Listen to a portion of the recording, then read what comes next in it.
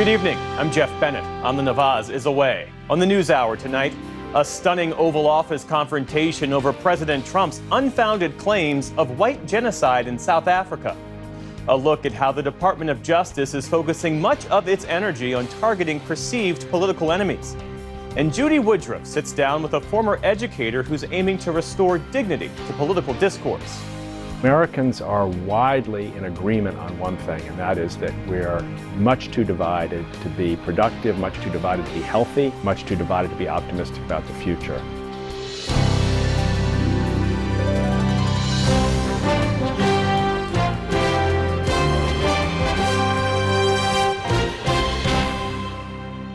Major funding for the PBS NewsHour has been provided by... In 1995, two friends set out to make wireless coverage accessible to all. With no long-term contracts, nationwide coverage, and 100% US-based customer support. Consumer Cellular. Freedom calls. Certified financial planner professionals are proud to support PBS NewsHour. CFP professionals are committed to acting in their clients' best interest. More information at letsmakeaplan.org.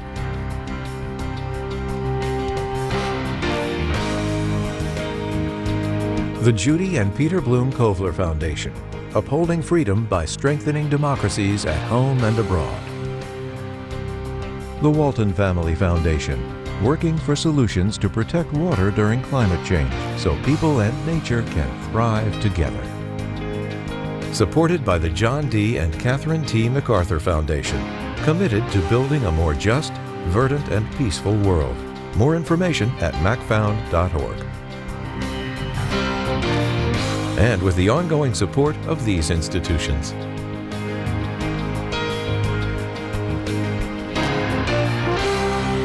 This program was made possible by the Corporation for Public Broadcasting and by contributions to your PBS station from viewers like you. Thank you. Welcome to the NewsHour. A stunning scene unfolded in the Oval Office today as President Trump met with South Africa's president and unexpectedly played videos that Mr. Trump said proved his allegations that South Africa is committing genocide against white farmers there.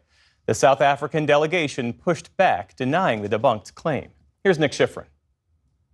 What would it take for you to be convinced that there's no white genocide in South Africa?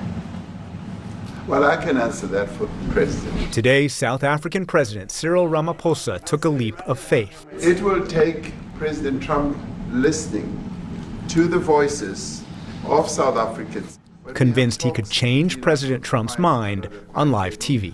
It will take President Trump to listen to them. At first, he was ambushed. Turn the lights down and just put this on. It's right behind you. President Trump used videos of radical South African politicians calling for racist violence. And newspaper clips. Death, death, death. To back up his claim of genocide against white farmers, dozens of whom recently arrived in the U.S. as refugees. They're taking people's land away, and in many cases, those people are being executed. At first, Ramaphosa appealed to facts. South Africa's parliament includes small, radical parties who aren't in government. And white Afrikaners, an ethnic minority that created and led the now defunct apartheid regime, are being killed alongside black farmers because of crime, not racism, according to police data. When they kill the white farmer, nothing happens to them. No, there is nothing happens to them. There is criminality in our country. People who do get killed, unfortunately through criminal activity, are not only white people. Majority of them are black people. At that point, things could have fallen apart, like they did with Ukrainian President Volodymyr Zelensky. It's going to be a very hard thing to do business like this. Zelensky left his Oval Office train wreck without the deal he came to sign. This is going to be great television, I will say that. Ramaphosa could have appealed to gifts. I'm sorry, I don't have a plane to give you. I wish you did. I take it. But he kept the mood light and brought his own Trump cards. South African golf champion Ernie Els, who's played with Trump. There's a lot of coexistence going on in health from a lot of areas, but I feel we need the U.S. push this thing through. And South Africa's richest man, Johan Rupert. Remember, sir, you and I lived in New York in the 70s. We never thought New York could be what it became. We've got gang warfare, like your M33, what were these guys?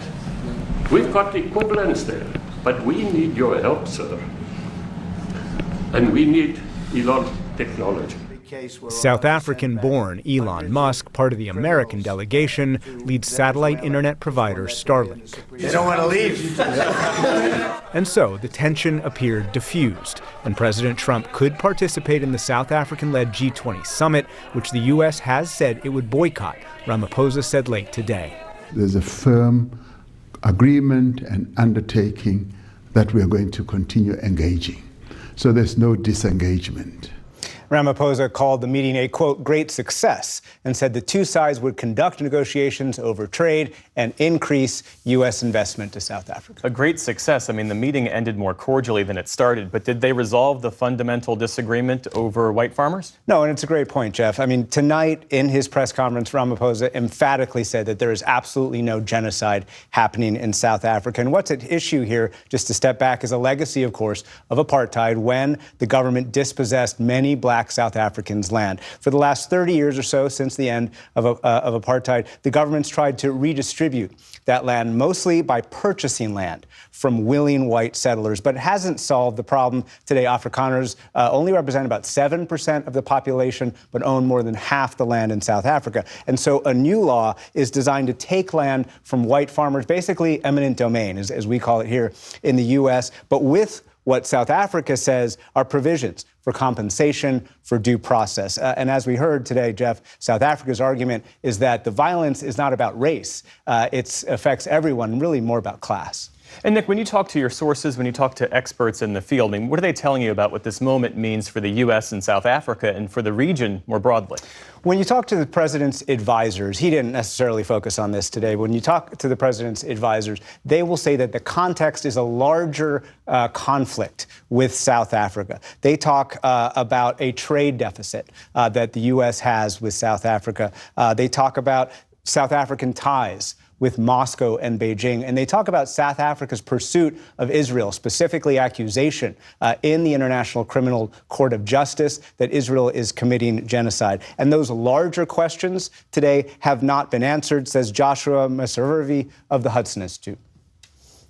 They've pursued Israel at the ICJ.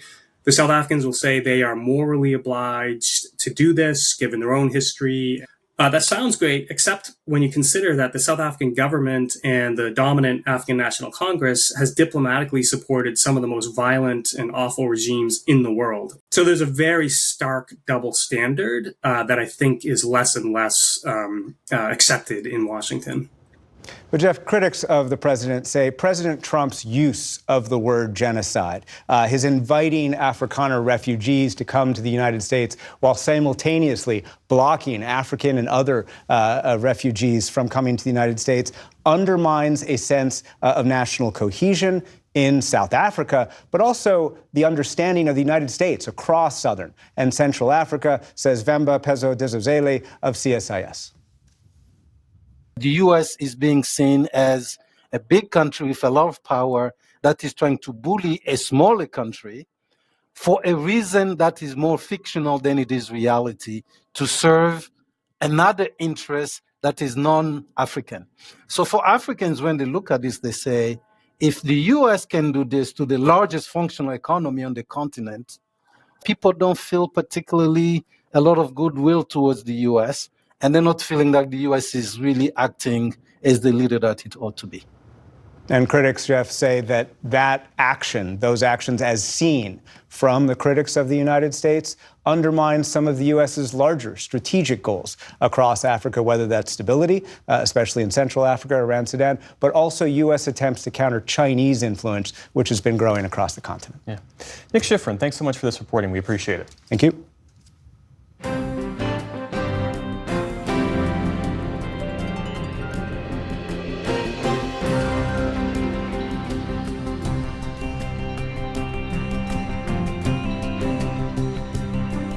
In the day's other headlines, a federal judge says the Trump administration unquestionably violated a court order when it reportedly shipped a group of migrants en route to South Sudan.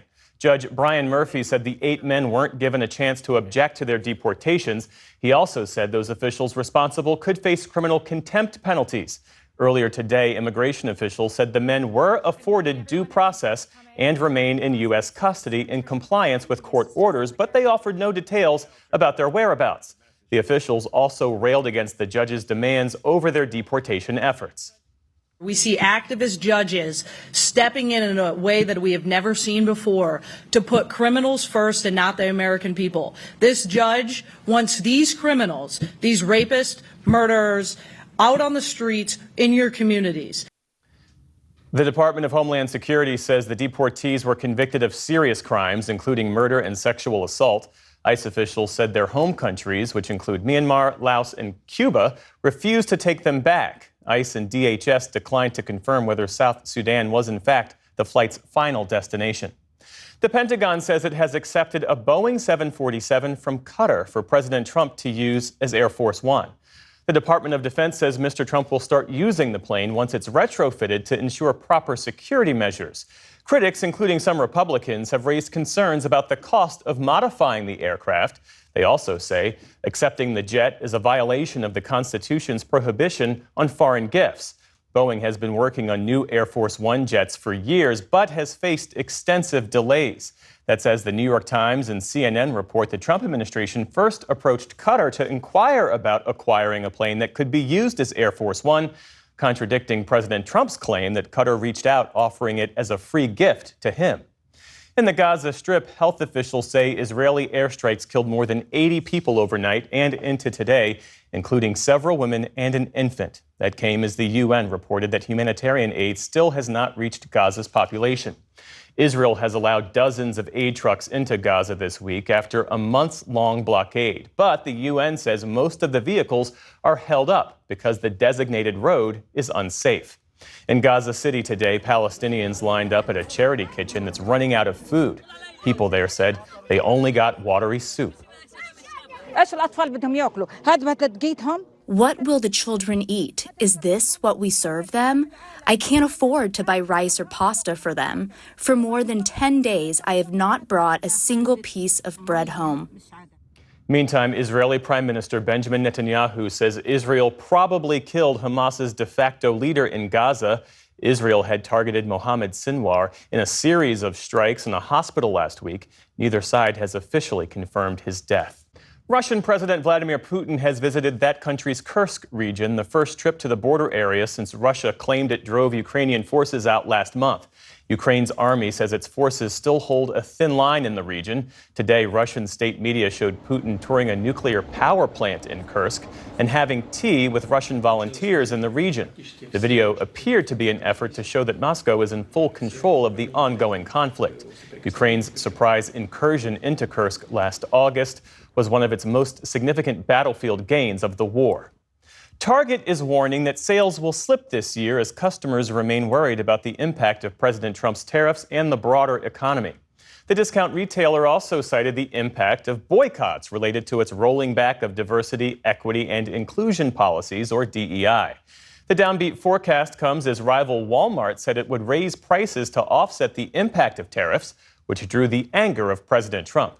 Target's CEO said today that raising prices would be, in his words, the very last resort. On Wall Street today, stocks tumbled amid worries about the U.S. government's growing debt, among other concerns. The Dow Jones Industrial Average dropped more than 800 points on the day. The Nasdaq fell 270 points. The S&P 500 also ended sharply lower. And Congressman Jerry Connolly has died. Hearing will come to order. The Virginia Democrat served in Congress for more than 16 years, most recently as the top Democrat on the powerful House Oversight Committee. Connolly started in local government before moving to Congress. He was known for his willingness to engage in spirited debates and was an outspoken critic of President Trump. Last year, Connolly announced that he had esophageal cancer and later said he planned to retire from Congress. House colleagues honored his memory today with flowers and a black drape at his committee seat. Jerry Connolly was 75 years old. Still to come on the NewsHour, A community reflects on what has and what has not changed in the 5 years since the murder of George Floyd. Meet President Trump's nominee to be the next Surgeon General, a wellness influencer and vaccine skeptic.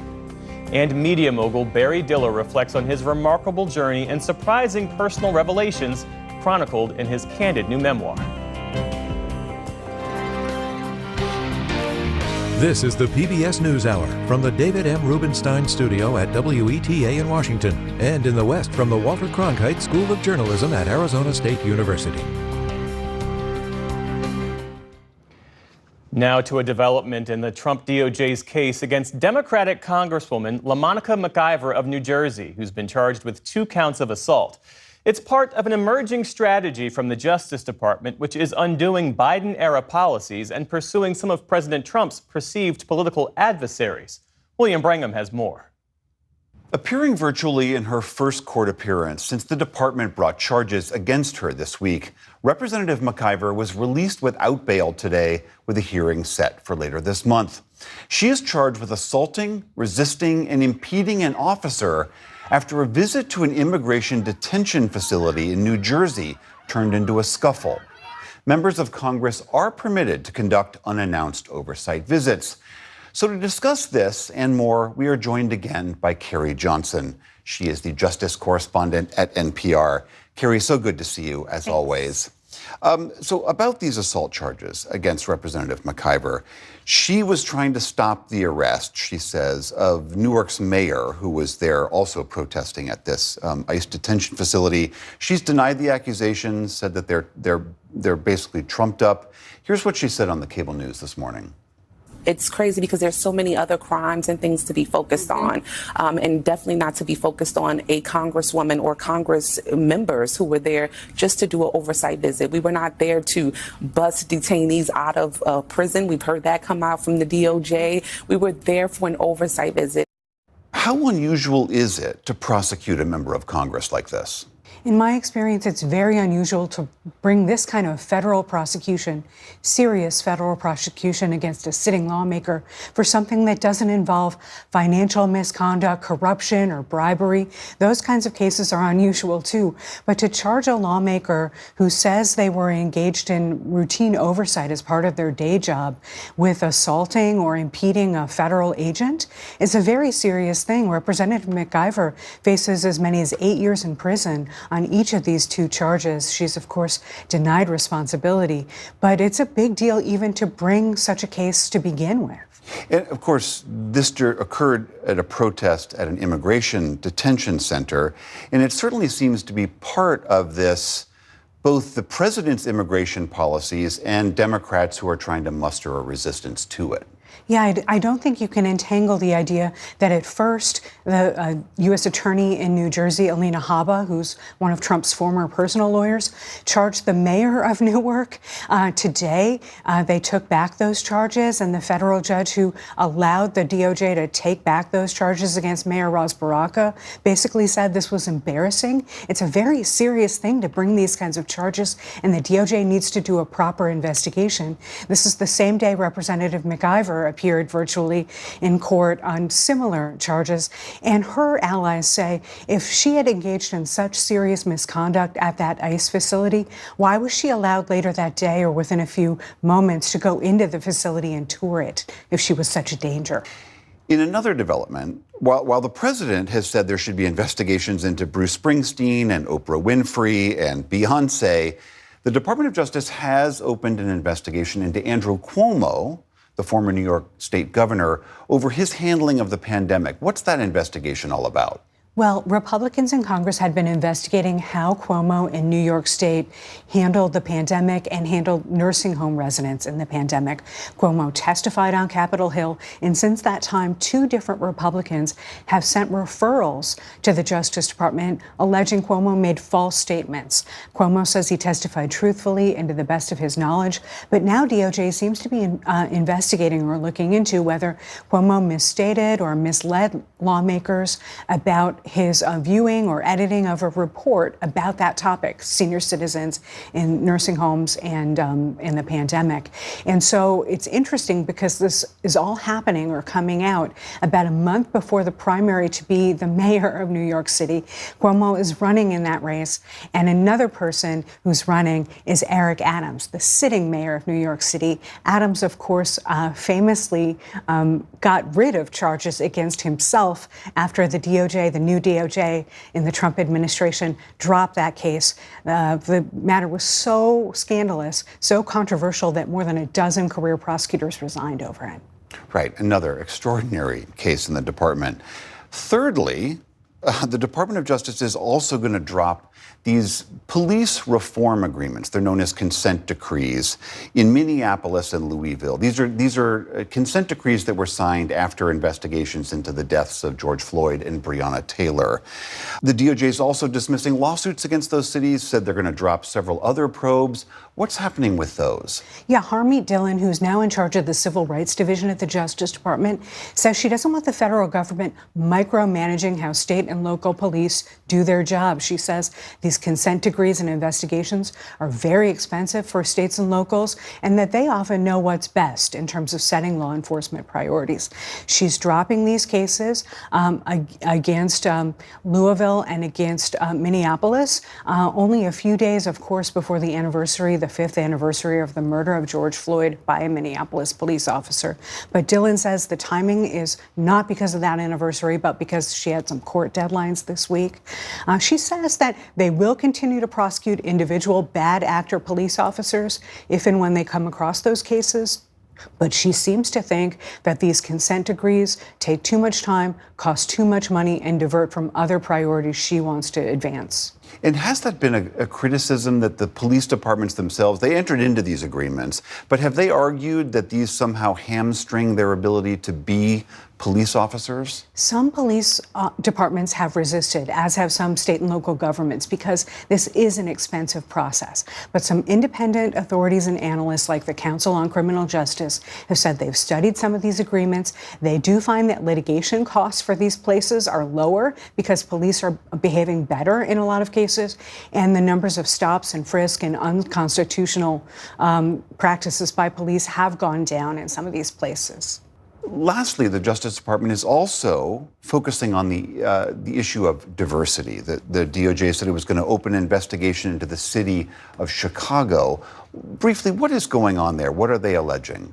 Mayor Brandon Johnson in Chicago made some recent remarks about hiring people perhaps on the basis of ethnicity or race. And Harmeet Dillon and the Civil Rights Division at DOJ are not pleased with that. They want to investigate whether that was an unlawful situation that the mayor of Chicago admitted to. He says they're going after him because they don't like his priorities and because he's a political adversary and outspoken critic of the administration. Carrie Johnson, so many different threads you're helping us disentangle here. Thank you so much. My pleasure. As we just heard, the Trump administration is walking away from police reform settlements in 2 major cities just days before the anniversary of George Floyd's murder. It's also closing investigations in 6 other places, including Phoenix, Memphis, and Oklahoma City.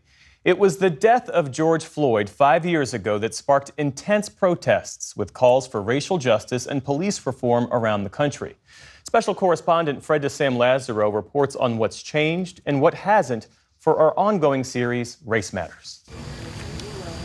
On a sunny Saturday in Minneapolis, community members tend to the intersection where George Floyd drew his last breath. Every time I pick up my brush, they apply fresh paint to the faded list of names of people killed by police. For half a decade now, George Floyd Square has sat as a memorial mostly untouched.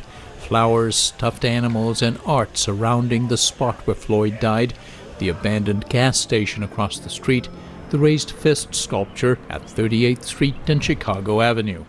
5 years on, the future of this intersection remains unsettled. A key question is whether automobiles should still be allowed through it. It's a matter of balancing the needs and especially the security of residents, of businesses, and of the visitors coming to the memorial. We can't make the street infrastructure the highest priority and the determination of wellness and the determination of healing. They've ruined all these businesses here with all this barricade and this blockage and all this stuff that they're putting up in the streets. Opinions about this square, much like the opinions about Minneapolis's progress since 2020, are mixed. At first, there were pledges to defund the police, billions of dollars for racial justice work, including from Minneapolis-based Target. Convictions of the officers involved in Floyd's death, state and federal consent decrees to reform the Minneapolis Police Department. But since then, the winds have shifted. Crime spiked in Minneapolis. More than a third of the city's officers left the force. Storefronts remain empty. Property values have dropped. Businesses, including Target, ended their DEI efforts, and today's announcement that the Justice Department is moving to end its consent decree with Minneapolis is only the latest in several moves across the country. Florida passed a law restricting police civilian review boards. Louisiana made it harder to sue officers. Cities like Portland and Los Angeles restored police funding that was cut after Floyd was killed. And Washington, D.C. increased punishment for a range of crimes. What happened in 2020 after my nephew was killed, it rocked the country. It shook the system, but it didn't break the system. What we need is the system to be broken. George Floyd's aunt, Angela Harrelson, co-chairs Rise and Remember, a nonprofit dedicated to Floyd's memory. I don't allow anyone to tell me that we're not going forward. When this happened in 2020, it hit at a raw core of the human being's hearts. Do you really think that's going to change after 5 years? No. Harrelson says the institutions now pulling back from reform efforts were never truly committed. Corporations, all types of people in the beginning, they jumped on board and became part of the movement, but they did not become the movement. The most important thing is when the cameras stop, who's there? Minneapolis has seen some public safety reforms. Its court-enforced agreement with the state put limits on traffic stops, use of force, and emphasized de-escalation. The city has tried to expand non-police services, though with mixed results. Unarmed responders are now sent to about a tenth of 911 calls. Also, police use of force incidents declined from 4,300 in 2021 to less than 2,400 last year. How would you assess where the city is today, 5 years later, broadly speaking, the city of Minneapolis? We're in a better place than we were in 2020. Todd Barnett was named Minneapolis Community Safety Commissioner in 2023.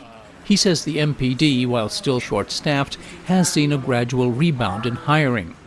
And he says the city will move forward with its reforms no matter what the Trump administration does. But when asked about the many residents across the city who are unsatisfied, then we're not doing a good job showing them all the positive things that we're doing. Not just for the police department, but change for the city. I hear them and love to sit down and talk about why they think that, because there's a lot of change happening and it's good. You know, I used to work out of this building. Adara Arredondo, a Minneapolis native and 30-year veteran of the MPD, was chief in 2020. He says there's been incremental progress over the past 5 years. His new book, Chief Rondo: Securing Justice for the Murder of George Floyd, offers his account of what transpired in the days, weeks, and months after the killing, including the burning of the 3rd Precinct. With the crowd in the thousands hearing intermittent gunfire, Target's been looted, my number one focus at that point was no more funerals. To some, Floyd's killing stemmed from a toxic culture that persisted within the MPD. Others pointed to a failure of leadership. Do you feel personally responsible for anything that led up to that event? I don't feel personally responsible for what former Officer Derek Chauvin did to Mr. Floyd. At the end of the day, you're leading people, and you're leading people who come from an imperfect society. And you have to do all you can to hopefully vet to make sure that the people who are wearing that badge at the end of the day have good character. If you would have told me that anyone wearing that uniform would have been capable of what occurred that evening on May 25th, 2020, I would have told you, no way. Arredondo says he's also surprised at the growing questions around the circumstances of George Floyd's death. Many in right-wing circles now cast doubt about the cause of death, pointing to his drug use, even though testimony at Derek Chauvin's trial ruled out an overdose. They've criticized the cases against the officers involved, and some have even called on President Trump to pardon Chauvin. To create this other universe of opinion, I think it's very damaging, and I think it's dangerous. Chris Maddle is a lawyer in Minneapolis who's represented police officers. Mr. Chauvin, he doesn't support a pardon for Derek Chauvin, but says, you cannot have a fair trial when you are having the venue of that trial in the exact same location where there was rioting, where there was looting. Maddle says the changes in Minneapolis over the past 5 years have been, quote, dramatic. And he argues the city's reforms make it harder for law enforcement to do their job. When you really need a police officer in order to intervene and help you, the last thing I want them thinking about is some suit sitting high up in an ivory tower second-guessing their decisions. Maddle represented a state trooper who was charged with murder after fatally shooting a black driver in 2023. The charges were dismissed when the county attorney concluded she could not prove the use of force was unauthorized. Her dismissal announcement said, quote, while we can hope that it will never happen again, until we address the reasons that black men end up shot by police, it will. A lot of that narrative around race is not meant to cure. It's meant to divide. It's meant to get votes. It's meant to get clicks. It's not meant to actually solve any problems. Back at George Floyd Square, Angela Harrelson can't help but think about her nephew these days. You can't put a start date on grief or mourning, and you can't put an expiration date on it. Harrelson remains optimistic that meaningful change is possible in the city where her nephew lost his life. For the PBS NewsHour, I'm Fred DeSan-Lazaro in Minneapolis. Fred's reporting is a partnership with the Undertold Stories Project at the University of St. Thomas in Minnesota.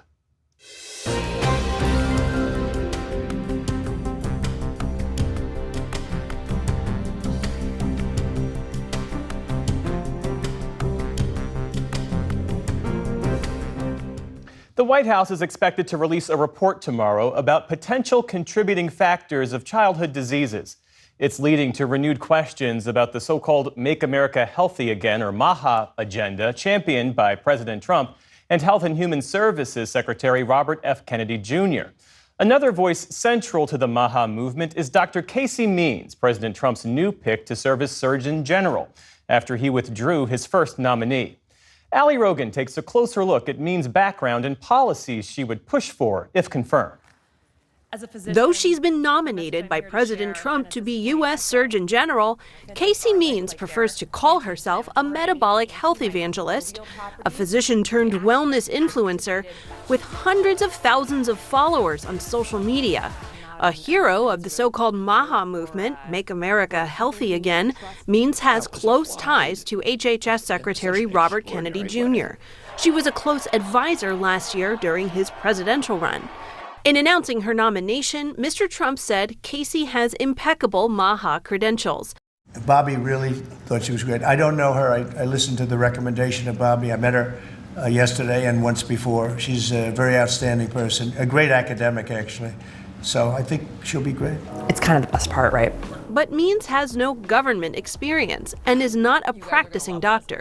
She did graduate from Stanford Medical School in 2014, but dropped out of her residency program several years later because she came to view the healthcare system as exploitative.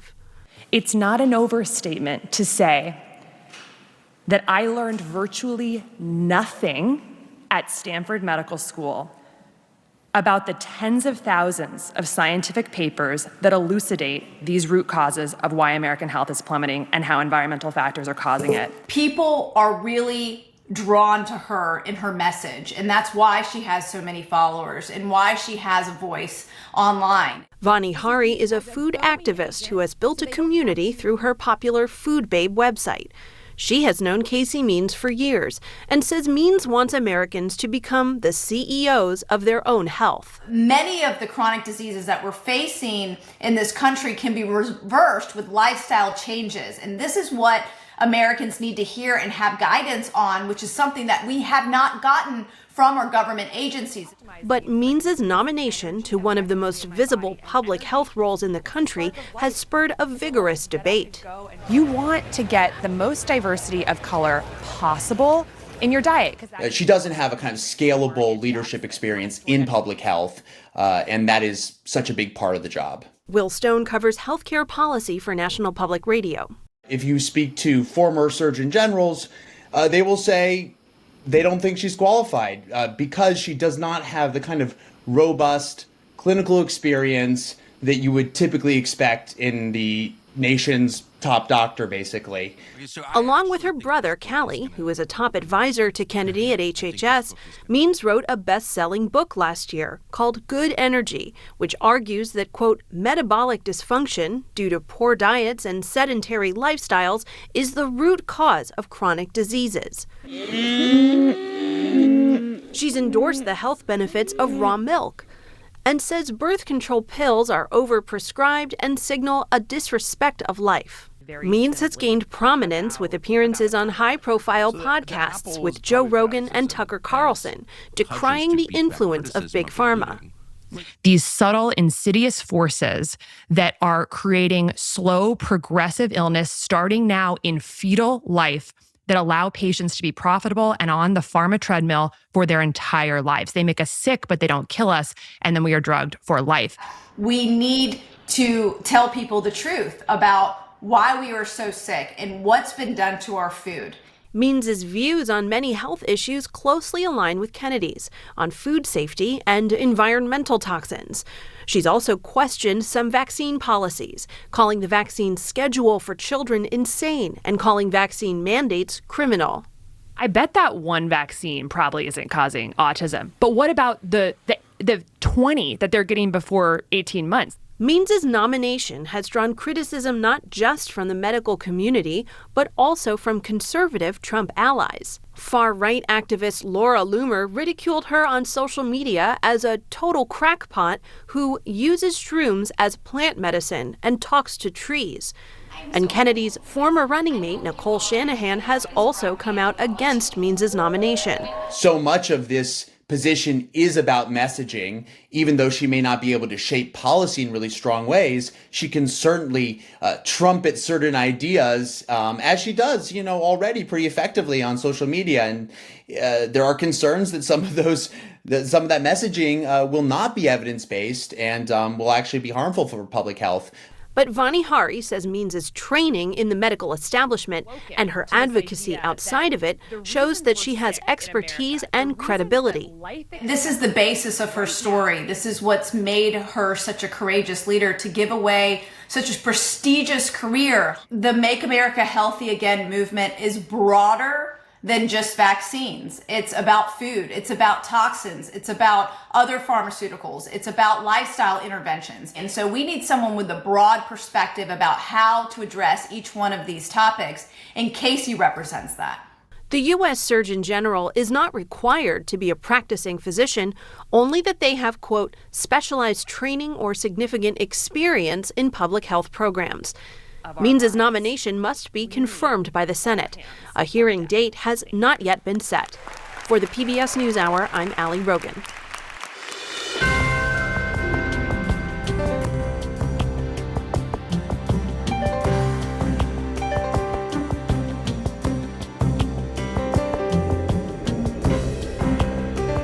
Barry Diller has been a major force in American entertainment and business for more than half a century. He helped reshape television decades ago by creating ABC's groundbreaking Movie of the Week, went on to lead Paramount Pictures during a golden era of blockbuster filmmaking, and later launched the Fox Broadcasting Company, disrupting the TV landscape yet again. Today, his digital empire spans travel, home services, and online dating, with companies you know, like Expedia, Angie, and Match under his umbrella. He's also known for his longtime marriage to fashion icon Diane von Furstenberg. I recently spoke with Diller about his remarkable journey and the surprising personal revelations in his candid new memoir, Who Knew? Barry Diller, welcome to the NewsHour. Thank you. This memoir, some 10 years in the making, spans decades of your life at the center of entertainment and media. What compelled you to write this book now? It's not now. I've been writing it forever, what seems like endlessly forever. But it's really because I thought, I know something of my whole life has been involved in telling stories. And I thought, this is just a good story if I can tell it and if I could tell it true. So that's why I tried to do it. And probably didn't even commit to publishing it until fairly recently. I thought I'd maybe never publish it, but here it is. Really, why is that? The idea of never publishing it? Well, my wife, who's been her brand for her whole life, said, you know, this is going to be enormously exposing. And for somebody who's been kind of private his whole life, why would you want to do this? Maybe you should do this after you're dead. I said, well, guess what? After I'm dead, I really won't have anything to do with it. And I'd rather have some agency here. You know, in the beginning of the book, you really recount your rise from the mailroom at William Morris to reshaping, ultimately, Hollywood and digital media.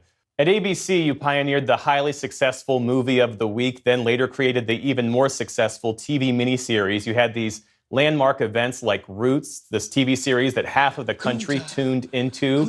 That era of mass media dominance doesn't exist anymore. What have we lost in this fragmented, algorithm-driven media landscape? We've lost that you had, almost an entire country at watching one thing at one time. So if it was either wonderful or terrible or something terribly newsy happened or whatever, the next day, that was the conversation of the day. And so it was enormously community building. It is where kind of mass culture got cultured, educated. And so I think now we have so many options, and that's not a bad thing. But for having those options, we kind of give up a kind of central gathering place. And that, I think, is a shame. Now our gathering place is on the internet. I mean, you were one of the first old school media moguls to embrace the digital era. What did you see early on that others didn't? Well, again, my life is serendipity, luck, and however you want to define it, which is that I was able in 92, this is 3 years before the internet, I came upon a home shopping network. I only knew screens to tell stories. And I saw screens being used in this kind of primitive convergence of televisions and telephones and computers. I saw that screens could be interactive. And that was on a big time word, epiphany. And I didn't know what to do with it then, but I knew that something was going to change.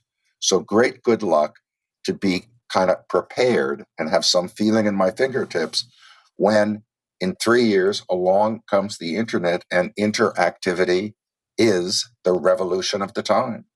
This idea of good luck, this idea of serendipity, is that the through line that connects all of your successes? Yeah. For me, I absolutely believe that. And it is true, of course. It is what you make of serendipity. But nevertheless, I do think I had a remarkable string of inexplicable things that you could never have predicted that gave me these extraordinary opportunities. You said earlier that your wife, Diane von Furstenberg, mentioned that writing a memoir like this would be exposing, because in this memoir, you share your journey of coming out later in life, even though you say you knew early on that you were gay. What was the emotional turning point that made you ready to speak openly about your sexuality? First of all, if I was in a closet, it was the most brightly lit closet in existence with a big glass door. The only thing I did not do is make declarations. Everyone in and around and way beyond my own life knew about my life. I just didn't make declarations. And of course, I wish I had the courage to do so at that time when it was relevant 40 years ago in this long life.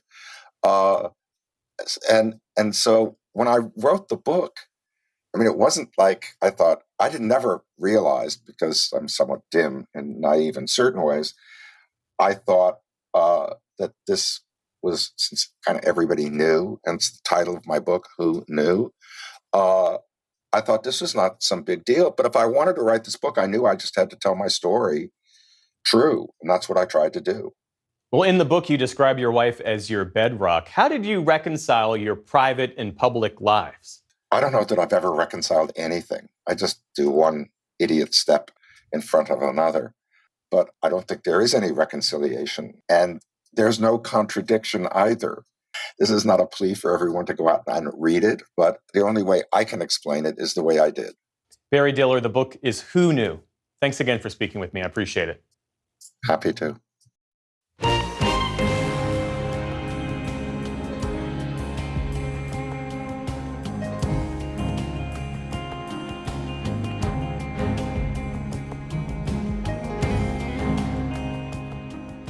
As partisan battles play out here in Washington, Judy Woodruff introduces us now to someone working to bridge America's divides by placing dignity at the heart of conversations between everyday citizens.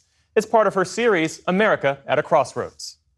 Americans are widely in agreement on one thing, and that is that we're much too divided to be productive, much too divided to be healthy, much too divided to be optimistic about the future. Tim Shriver is a longtime disability rights advocate. We don't ask for pity for our athletes. We ask for a change of heart from the world. Who for decades has led the International Special Olympics, an organization his mother, Eunice Kennedy Shriver, founded in 1968. His father, Sergeant Shriver, oversaw the creation of the Peace Corps, and his uncles, President John F. Kennedy and Senators Robert Kennedy and Ted Kennedy, were all iconic figures of the Democratic Party of earlier eras. Obsessed with this idea of, is there a gradient? But today, Shriver is focused on a pervasive problem that he argues goes beyond party politics, a problem he looks to ordinary Americans to help solve. We have a new issue, and that is how we treat each other. And if we don't solve that issue, I'm afraid, Judy, that the country will continue to find itself less happy, more lonely, and less effective at doing the things America's always been great at, which is leading the world with freedom and optimism and hope and practical idealism that makes things happen.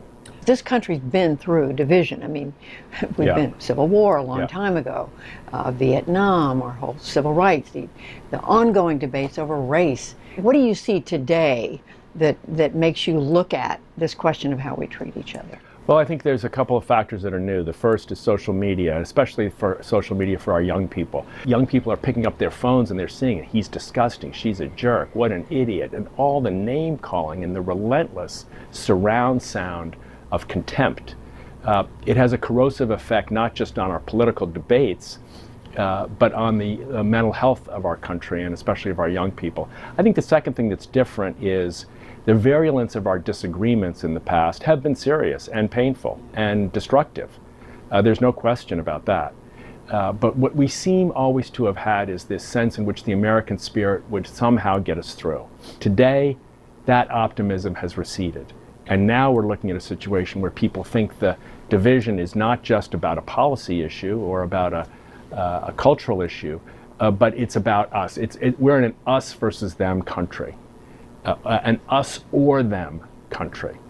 And that level of despair about our capacity to solve problems and heal is what leads to increases in violence, the risk of family division, mine included, that have been torn apart by this level of contempt, this surround sound of judgment and dehumanization.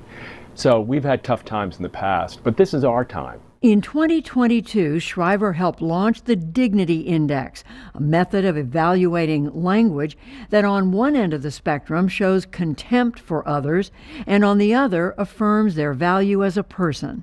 What is contempt? Contempt is othering. Contempt is you're too different. He's since been touring the country, sharing it with politicians, businesses, houses of worship, and schools, trying to create a culture of dignity that can eventually impact our national dialogue. At the bottom is a 1, which is I treat you with such dehumanizing hatred that I think you should be killed even. And then you move gradually up the scale of less and less contempt. Maybe I just think you're morally evil. Maybe I think I'm just better than you. And then you get up and I think I want to listen to you. And then even higher, I want to explore where we agree and maybe even where we disagree. I want to be open to change. And at the highest levels of dignity, you see this in great leaders in our own country, no matter what. Even after horrific violence, I want you to know I will treat you with dignity. Who do you want to adopt the index? In the best of all worlds, I think we'd have political leaders who'd say, look, as we have a few who've said, I'm going to take a pledge and make sure my political speech is what they call 5 or up. And we now have schools that are teaching what they call 5 and up on the Dignity Index. In this school, we're asking when you disagree, whether it's on the playground or in the lunchroom or in the classroom, when you disagree, use 5 and up language. And 5th and 6th graders can learn this, so it's not complex. It just takes a little will. Can it have an impact, an effect, though, when the voices coming from Washington, D.C., which are in the news all day long, every day, on virtually every channel, every platform you can turn to, are mostly negative and contemptuous? Yeah. How do you make a difference when that's most of what people are seeing in the news? So, look, it's a social change challenge.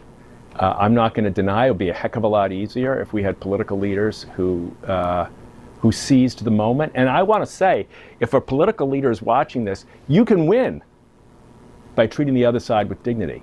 You will see your constituents, I believe, respond to this. We've seen this in spots. Look at Governor Shapiro, governor's mansion, firebombed by someone motivated by political hatred, driven surely by political rhetoric. So here we have an attempt on the governor's life and his family, an attempt to destroy state property, but to destroy human life. And how does he respond? I want to continue to bring all faith traditions into the governor's residence. And Republicans rushing to join him in that statement of solidarity around these things. So, you know, when we see these things, we can't shrug them off and say, well, the real power comes from being hateful. The real power comes from treating people with dignity. So you're not just up against political leaders in Washington, you're up against an entire social media culture that feeds on and promotes ugly language, anonymous. So much of it anonymous. People can say anything they want. The uglier the better, the meaner the better. How do you even begin to stand up to that? I mean, Americans are free still, and we're free to choose. And no one's forcing anyone to use that kind of rhetoric. No one's forcing anyone to dehumanize anybody else. We got to make some choices. And we got to invite people to recognize the severity of this challenge in this moment. We don't have a country in 25 years if we stay on this path. Many people say we almost don't have a country already. I'm not willing to stand by and not give it my best. And I know there are hundreds of millions of Americans who also would like the moment to be called into a different way of thinking about it. But it's going to be tough, and we're going to have to make change. You know, my uncle, President Kennedy, famously said, we're going to go to the moon not because it's easy, because it's hard. Because that goal will serve to organize and measure the best of our energies and skills. So yeah, this is going to be hard. But our country depends on it. I mean, look, what's the alternative? Let's just say I love my country and I just hate everybody in it. The best of the American spirit always says there's something new to be done here. There's something new to be done here. This is not acceptable. For the PBS NewsHour, I'm Judy Woodruff in Washington. Yeah.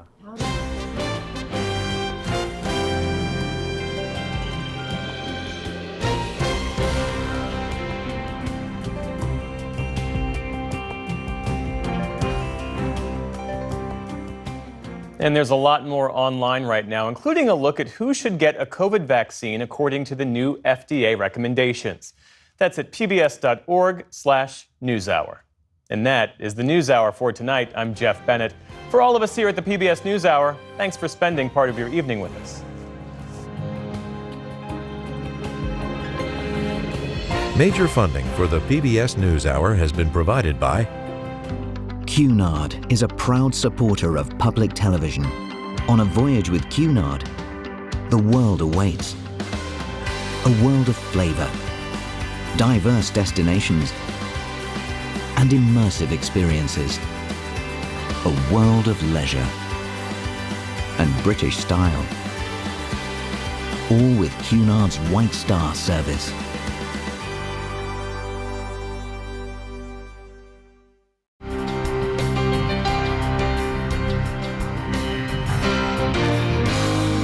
Friends of the NewsHour, Robert Kaplan and Wendy J. Selden through the Raymond James Charitable Endowment Fund.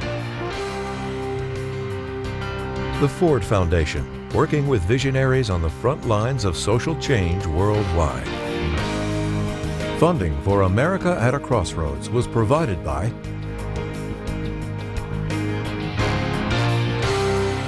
and with the ongoing support of these individuals and institutions.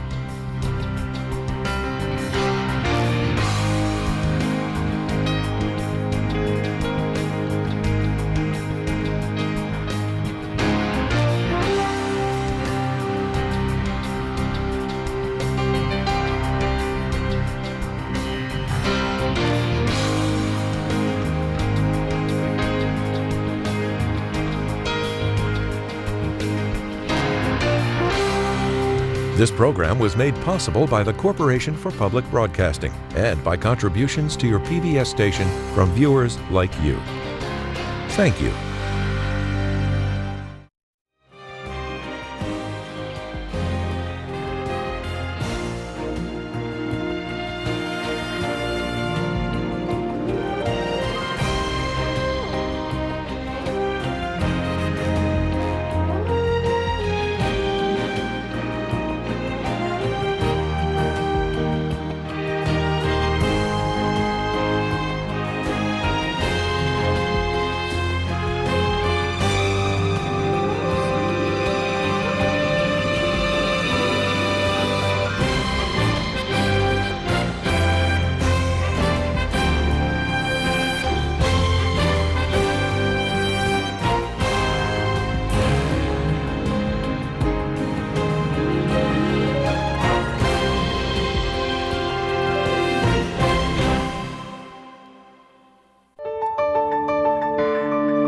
You're watching PBS.